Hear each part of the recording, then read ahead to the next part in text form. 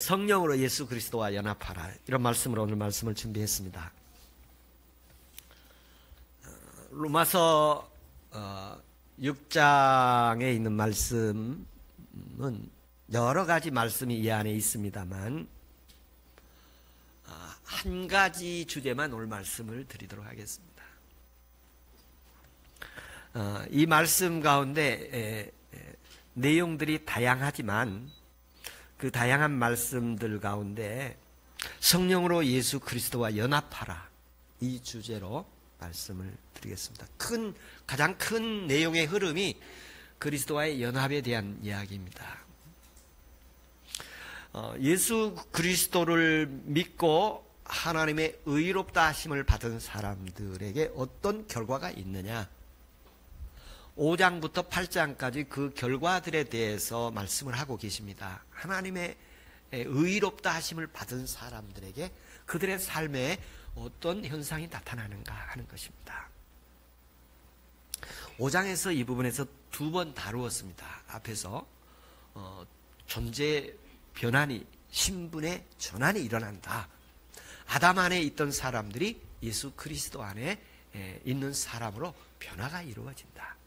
죄인들이 의롭다함을 받아서 제사함을 받고 하나님의 자녀의 관계로 회복되어서 하나님의 상속자, 하나님의 자녀, 하나님의 기업을 받는 사람들이 되어지는 그런 현상이 우리 가운데 임하게 된다, 이런 말씀들을 나누었는데요. 이 소속의 변화, 그리고 그의 신분의 변화들이 이렇게 일어나게 됩니다. 예전에는 우리가 하나님을 알지 못했을 때는 죄의 종이었으나 이제는 의의 종이 된 줄로 믿습니다. 예전에는 아담 안에 있었던 사람인데 우리는 예수 그리스도를 믿고 예수 그리스도 안에 있는 사람인 줄로 믿습니다. 할렐루야. 그래서 이 말씀, 오늘 로마서 6장 1절부터 11절 말씀을 이렇게 핵심적으로 이렇게 뭉쳐놓은 말씀을 한 구절로 말하라면 갈라디아서 2장 20절입니다. 내가 그리스도와 함께 십자가에 못 박혔나니 그런즉 이제는 내가 산 것이 아니요 오직 내 안에 그리스도께서 사신 것이라. 이제 내가 사는 것은, 이 육체대로 사는 것은 나를 사랑하셔서 나를 위하여 자기 몸을 버리신 하나님의 아들을 믿는 믿음 안에서 사는 것이다. 거기 보면 예수 그리스도와 함께 죽고 그리고 예수 그리스도와 함께 살고 이제 사는 것은 예수 그리스도 안에서 사는 것이다, 이런 내용들인데요. 오늘 3절 4절 말씀이 첫 번째 중심이 되어지겠고요. 두 번째는 6절부터 9절 말씀, 그리고 그 나머지 말씀, 3절부터 4절 말씀이고 5절부터 9절까지 8절까지 말씀이고, 그리고 9절부터 11절 말씀, 이렇게 세 부분으로 구분해서 말씀을 드리겠는데요. 첫 번째 3절 4절이 중심의 말씀인데 이 내용에 보면 그리스도와 함께 십자가의 죽으심 속으로 들어가라. 예수 그리스도의 죽으심 속으로 들어가라. 제가 이렇게 다시 묵상하면서 찾아내고 이끌어내진 제목이 뭐냐면, 예수 그리스도와 연합을 하기 위해서는 첫째로 죽으심과 연합해라. 근데 죽으심과 연합을 하려면 죽으심 속으로 들어가 보라. 오늘 본문에 보면 예수와 합하여 침례를 받은 우리는 그와 죽으심과 합하여 침례를 받는다. 여기에 두 번 합하여가 나와요. 합하여. 그러니까 연합하다는 말이에요. 연합하다는 말인데, 첫 번째는 그리스도 예수와 합하여, 그리고 두 번째는 그의 죽으심과 합하여. 그렇게 나오죠. 예수 그리스도와 연합하고 그의 죽으심과 연합하는 속으로 들어가 보라는 것입니다. 예수와 연합한다. 문자적으로는 우리가 침례를 받아서 물속에 들어가는 것이에요. 그리고 이제 물속에서 올라오는 것을 이제 기념하는 건데, 예수 그리스도의 죽으심과 부활을 행동으로, 의식으로 이렇게 나타내는 표현인데요. 이 예수 그리스도와 합하여 침례를 받은, 그리고 연합하 예수 그리스도와 연합하여 침례를 받은, 그런 표현을 했어요. 예수 그리스도 속으로 들어가보는 은혜가 있기를 바랍니다. 예수의 속으로, 예수 안으로 들어가 보는 거예요. 그러니까 오늘 우리가 여기에 왔으면 예배당 안으로 들어올 수도 있고 예배당 안에 들어오지 않을 수도 있고 그러지 않습니까? 우리가 어느 곳에 안에 들어가 본다는 것은 그 안에 들어가서 보고 듣고 느낌을 갖는다는 것이죠. 예수 안으로 들어가 보면 하나님의 은혜의 세계를 볼 수가 있습니다. 우리가 10길 물길 속으로 알아도 한 길 되는 사람 마음속은 알기 어렵다고 그러는데요. 예수 그리스도 안으로 들어가는 은혜의 한 주간 되기를 축복합니다. 우리가 집의 문을 열고 들어가면 그 시간 예수 안으로 들어가는 시간 되기를 바랍니다. 영동교회 들어오는 순간 예수 안으로 들어오는 순간 되기를 축복합니다. 두 번째 보면은 그의 죽으심과 합하여 침례를 받았다. 그의 죽으심 속으로 들어간다고 그랬는데 이 부분을 바울은 갈라디아에서 그의 십자가의 죽으심 속으로 들어가본다는 것이 말씀하십니다. 여러분, 우리가 살면서 이 땅에 그리스도인으로서 살아가는데 예수 그리스도의 십자가의 죽으심 속으로 들어가 봐야 합니다. 그 죽으심 속으로 들어가면 하나님의 놀라운 은혜들이 그 안에 있습니다. 우리가 음식점에 들어가면 거기에 맛있는 음식들이 있지 않습니까? 또 어떤 백화점에 가면 거기에 많은 상품들이 진열되어 있지 않습니까? 근데 그리스도 안에 들어가고 그리고 그의 십자가의 죽으심 안에 들어가 보면 그 안에 하나님의 놀라운 은혜들이 가득 채워져 있습니다. 제가 그 중에 대표적으로 제가 로마서를 말씀드리면서 5가지 구원을 말씀하고 있습니다. 거기에 제사함과 의로움이 거기에 있습니다. 모든 죄를 용서해 주시고 너는 이제 모든 죄를 사함 받았다 선언해 주시는, 그리고 너에게 이젠 마귀의 자녀에서 세상의 죄의 종에서 내 자녀가 되었다. 의롭다 하는 의로움 속에는 하나님과의 관계 회복, 그리고 하나님의 나라의 신분, 존재, 권리, 자격을 주시는 것입니다. 예수 안에 들어가면 하나님의 자녀가 보이게 될 줄로 믿습니다. 세상이 보고 천국이 보이게 됩니다. 그래서 제사함과 의로움, 치유와 회복이 일어납니다. 예수 믿으면 회복돼야 할 줄로 믿습니다. 예수 믿으면서 걱정 더 하나 하는 것이 아니라 예수 안에서 회복되는 은혜가 있기를 축원합니다. 그리고 치유되고 회복되어지고, 그리고 거룩하고 성결해지고, 그리고 축복과 부유함이 있고 영생과 천국이 그들에게 있음을 그 안에서 풍성하게 느낄 수 있습니다.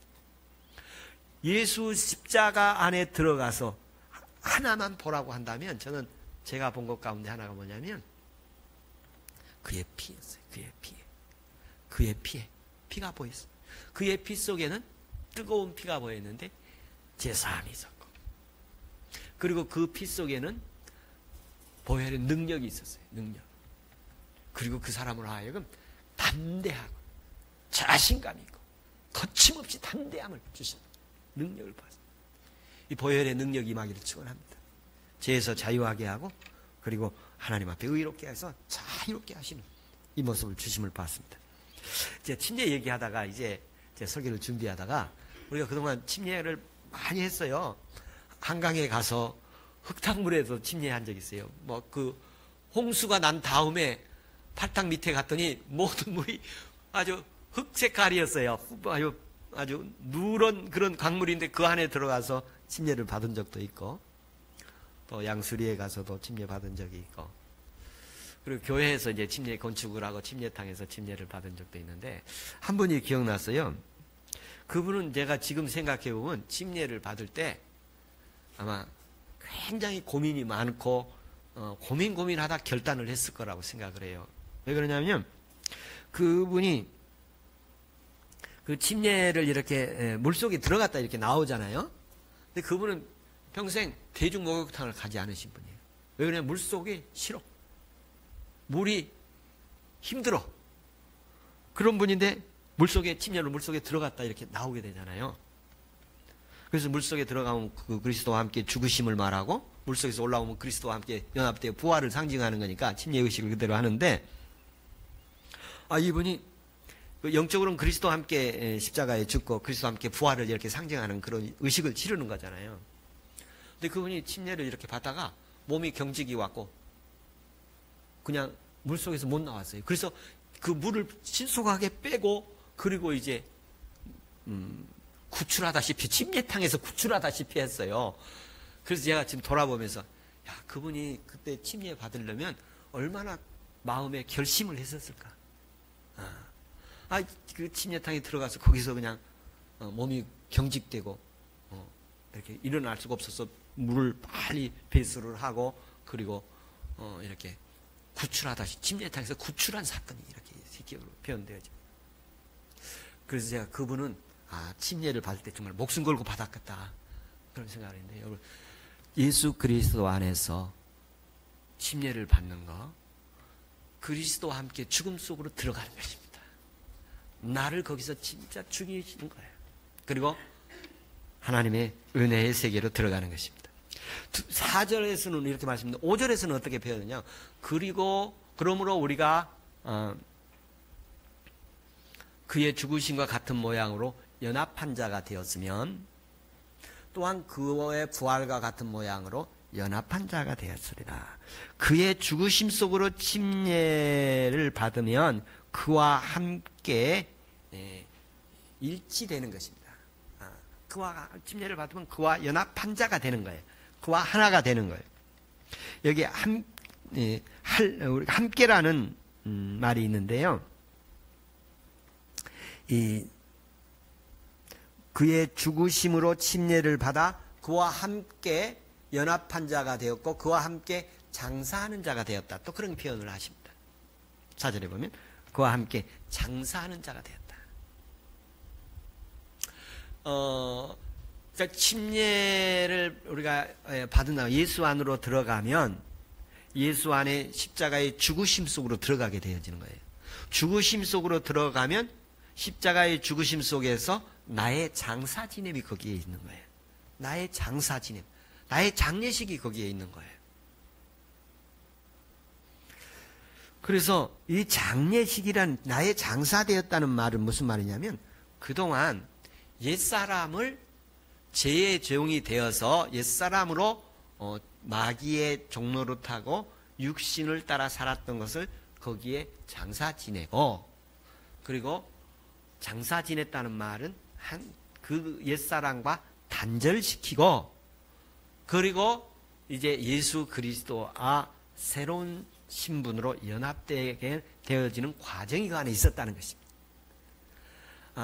신앙생활을 하면서 가장 큰 과제요 숙제 중에 하나가 뭐냐 하면 날마다 내가 죽는 것입니다.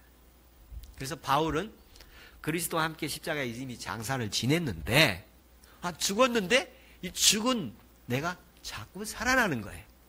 그래서 나는 날마다 죽노라고 그런 표현을 해요. 우리는 아담 안에서 육신의 본성을 가지고 있는 존재로서 우리가 성령으로 은혜로 거듭나서 하나님의 자녀가 되어 십자가에서 한번 내가 죽었지만 이게 자꾸 살아나요. 그래서 자꾸 살리려고 해요. 그래서 마귀가 에덴 동산에서 아담과 하와를 유혹하듯 하나님의 말씀에 대해서 왜곡시키듯 우리로 하여금 자꾸 미혹하고 유혹해서 하나님을 떠나고 불순종하고 거역하고 하나님을 대적하게 하고 믿음으로 세상을 이기는 게 아니라 오히려 세상과 더불어 나아가도록 유혹하고 미혹하는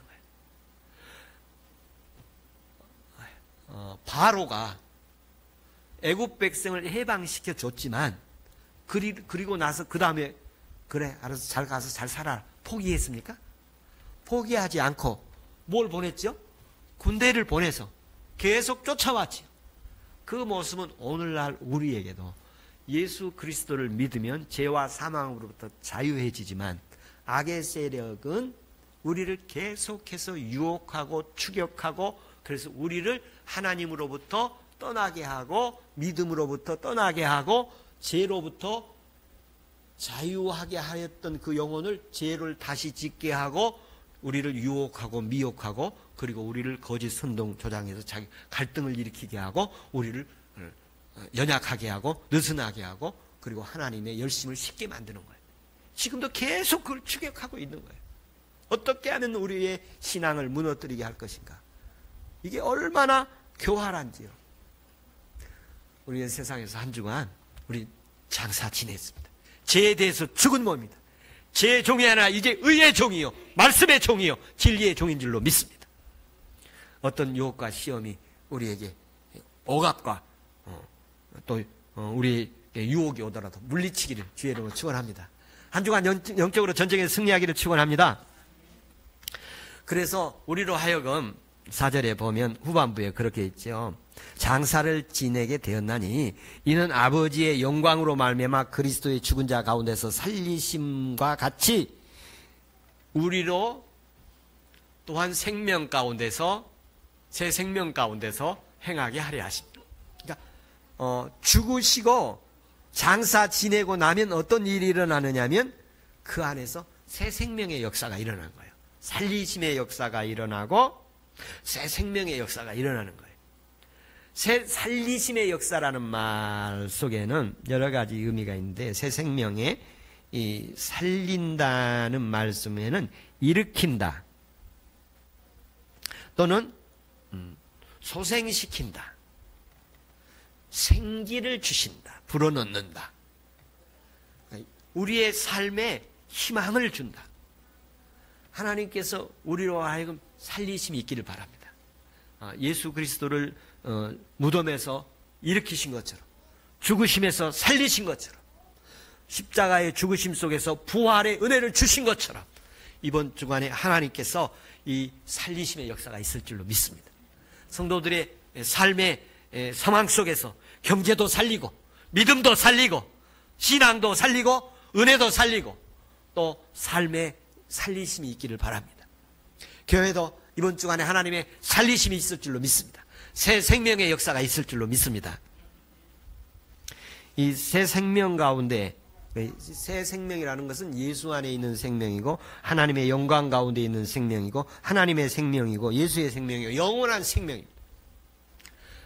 이 새 생명이 있으면요, 죽음은 떠나가게 되고 살리심이 남게 되어지고 어둠은 떠나가고 빛이 있게 되어집니다.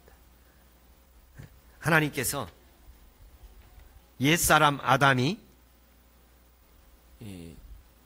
표현되어지고 또 마지막 아담은 살려주는 영이라고 말씀하셨습니다.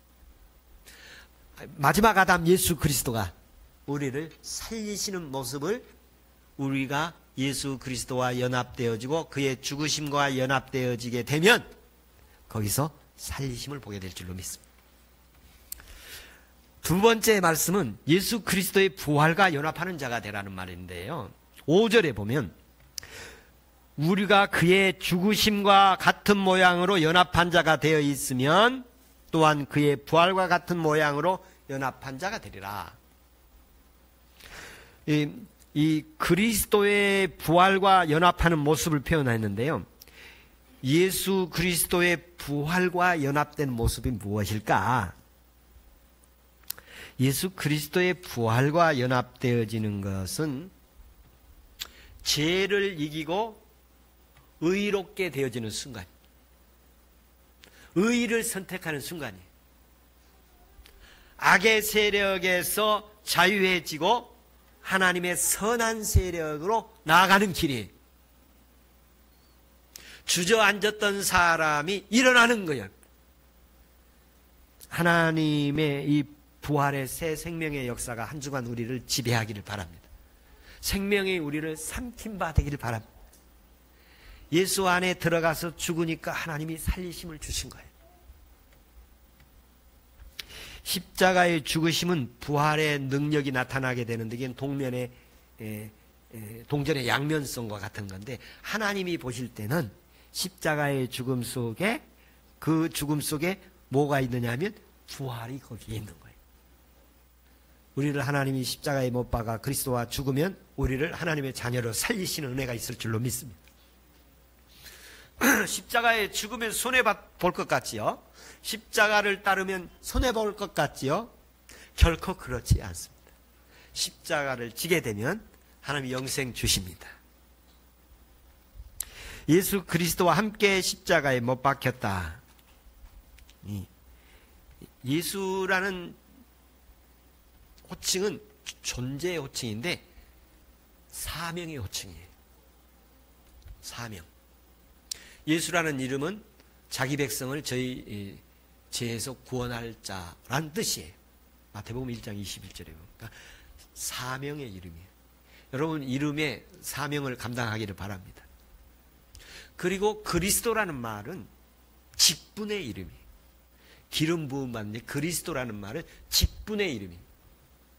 이 직분이라는 말은 사람에게 각자 직분이 있어요. 그 직분을 감당하는 이름 되기를 바랍니다. 그래서 예수님은 자기에게 이 땅에 오신 사명을 감당하신 분이에요. 그리고 그 직분을 감당하신 분. 그래서 예수 그리스도. 여기에 한마디 더하면 주 예수 그리스도. 그러면 그분의 존재 전체를 호칭하는 명칭이에요. 주 예수 그리스도가 우리와 함께 하시는 은혜 있기를 바랍니다. 이 부활의 영의 세계에 들어가면 십자가의 예수뿐만 아니라 그리스도, 세상 죄를 지고 가는 하나님의 어린 양뿐만 아니라 하나님의 영으로, 생명으로, 영생으로 하나님의 존재로 들어가는 은혜의 세계를 가지게 하십니다. 그래서 예수는 그리스도는 하나님의 아들이라는 직분이에요. 하나님의 아들. 그러니까 하나님의 자녀가 되는 세계에 들어가는 은혜가 있기를 바라고, 그러므로 말미암아 우리가 하나님의 자녀로서 이 땅에서 살아가는 하나님의 그 큰 은혜의 세계를 누리는 역사가 있기를 축원합니다. 그래서 우리 옛사람이 예수와 함께 십자가에 못 박힌 것은 6절에 그렇게 됐죠. 우리가 알거니와 우리의 옛사람이 예수와 함께 십자가에 못 박힌 것은 제 몸이 죽어 다시는 우리가 죄에게 종노릇 하지 않게 하려 함이라. 우리가 옛사람이 죽어 장사 지냈지요. 그러면 다시 옛사람으로 돌아가지 않기를 바랍니다. 제가 이거 준비하면서 한번 물어보고 싶었어요. 여러분 뭘 하다가 옛날에 이렇게 예수 믿기 전이라든지 예수 믿고 나서 뭘 하다가 하나님이 은혜 주시거나 감동이 있어서 이거 끊은 적이 있습니까? 그걸 버린 적이 있습니까? 뭐 그게 버릇일 수도 있고 습관일 수도 있고 뭐 죄에 대한 나쁜 것일 수도 있고 의롭지 못한 거 하나님께 불순, 각자의 모양이 있을 텐데 그런 것이 한 번이라도 있었다면 그분은 은혜를 받은 시초가 된 거예요. 옛사람이 죽기를 바랍니다. 옛사람을 버리기를 바랍니다. 그래서 제가 이제 근래에 들어서 하나님 앞에 내 나름대로의 다짐들을 몇 가지 하고 있습니다. 다짐들을, 아주 기본적인 다짐들을 몇 가지 이렇게 하고 있습니다. 각자 하나님 앞에 새로운 다짐들을 이루어 가기를 축복합니다. 이제 그리스도와 함께 우리가 죽었고, 그러면 그리스도와 함께 살아가는 새로운 존재가 우리가 될 것이다. 그리고 이제 마지막으로 이렇게 연합한 그리스도인들이 어떤 존재인가에 대한 말씀을 9절, 10절, 11절에 이렇게 말씀하고 있습니다. 여기 앞에서 한 말을 다시 요약해서 말씀을 하고 있는데 두 가지로 말씀을 하고 있습니다. 하나는 부활의 성명은 다시 죽지 않는다는 거예요. 9절에 보면 같이 한번 9절 한번 같이 보겠습니다. 이는 그리스도께서 죽은 자 가운데서 살아나셨으니 다시 죽지 아니하고 사망이 다시 그를 주장하지 못하려 함이라. 여기에 보면 두 가지를 얘기하고 있는데 죽은 자는 다시 죽지 않는다. 결코 죽지 않는다. 여러분 인간이라는 존재는 죽을 존재가 아니에요. 영원히 사는 존재. 우리가 육신의 몸을 가졌기 때문에 이 육신의 몸은 우리가 범죄에 의해서 죽게 되어 있으나 그 죽는 순간 하나님의 영원한 세계에 영생의 세계로 들어갈 줄로 믿습니다. 그래서 여기 그 성경에서 요한계시록에는 믿지 않는 자들은 둘째 사망에 던져지리라. 사망이라는 세계는 하나님이 없는 세계, 하나님과의 단절된 세계지. 두 번째 뭘 말하고 있냐면 사망이 그를 주장하지 못할 것이다. 예수 그리스도 안에서 새 생명을 얻고 예수 그리스도와 함께 죽고 예수 그리스도와 함께 부활한 새 생명을 얻는 사람들에게는 사망이 없습니다. 죽음이 없고, 죽는 순간이 우리에게 몸을 입었기 때문에, 육신을 가졌기 때문에 죽는 시간이 올 거예요. 그때 우리를 죄와 사망에서 구원하여 부활의 생명으로 우리에게 은혜를 주신 것처럼, 십자가의 죽으심에서 부활하시게 하신 것처럼 우리를 이 땅에서 죽음은 영생의 천국으로 이동하는 시간이 될 것입니다. 그러면서 10절에 죄에 대하여 단번에 죽으시며 살아계심에 대하여 말씀을 이렇게 하고 계십니다. 죄에 대해서는 이제 죽었다. 죄에 대해서는 죽었다. 이렇게 말씀하고 있습니다. 죄에 대해서는 죽은 거예요. 근데 이게 자꾸 살아나요. 누가 나를 살리느냐면 육신의 욕심이 우리를 살려잡고, 그 육신의 욕심을 향해서 무엇이 우리를 조종하려고 하냐면 악한 어두운 세력이, 죄들이 우리를 욕심을 내게 하는 거죠. 욕심이 나서 탐심이 일어나고, 그리고 거짓을 말하고, 그리고 그것을 뜻을 이루기 위해서 조작하고 선동하고, 그래서 갈등이 일어나고 분열되어지고, 그리고 주님을 대적하게 되고, 교회를 파괴해야 되고, 성도를 박해하게 되고, 넘어지게 만드는 일들이 일어나지. 11절에서는 결론적으로 말을 합니다. 1절에 대한 답변이에요. 1절, 2절에 대한 답변이 11절 말씀이에요. 이와 같이 너희 자신을 죄에 대해 죽은 자요, 그리스도 예수 안에서 하나님께 대하여는 살아있는 자로 여길지어다. 여기서 우리 분명하게 말합니다. 죄에 대해서는 죽은 자요, 하나님에 대해서는 산 자요. 우리의 신앙 고백되기를 바랍니다. 여러분, 죄에 대해서는 죽은 자요, 그리고 하나님의 의에 대해서는 산 자로 한 주간 살아가기를 바랍니다. 기도하겠습니다.